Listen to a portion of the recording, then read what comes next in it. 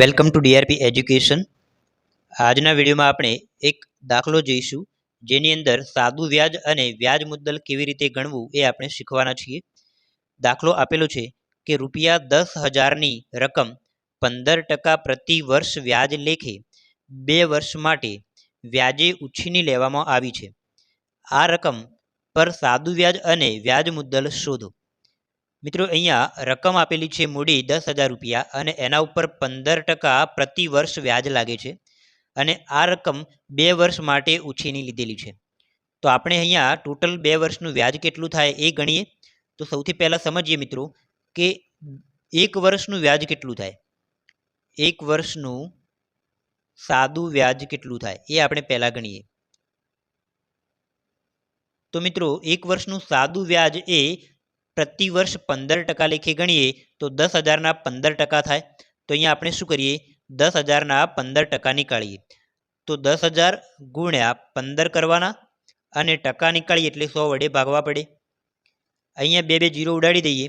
15 गुण्या 100 करीए तो मित्रों आनो जवाब मळे छे 1500 रुपया।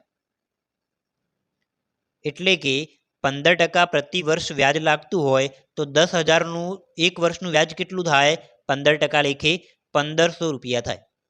अहींया 2 वर्ष माटे आ रकम लीधेली छे तो आपणे शुं करीए 2 वर्षनुं सादुं व्याज केटलुं थाय ए लावी दईए। तो 2 वर्षनुं सादुं व्याज बराबर केटलुं तो 1500 1 वर्षनुं थाय मित्रों अने एने 2 वडे गुणीए तो बीजा वर्षे पण बीजू 1500 रुपया मळे एटले के 1500 2 वखत थाय। 1500 गुण्या 2 करीए तो मित्रों अहींया मळे छे जवाब 3000 रुपया।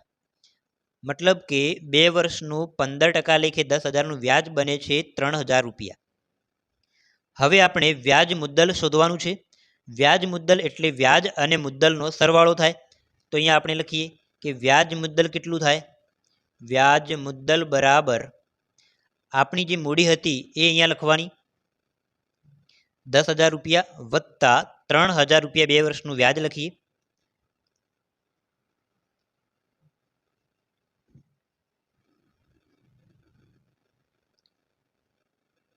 तो अहींया टोटल रकम बने छे 13,000 रुपया।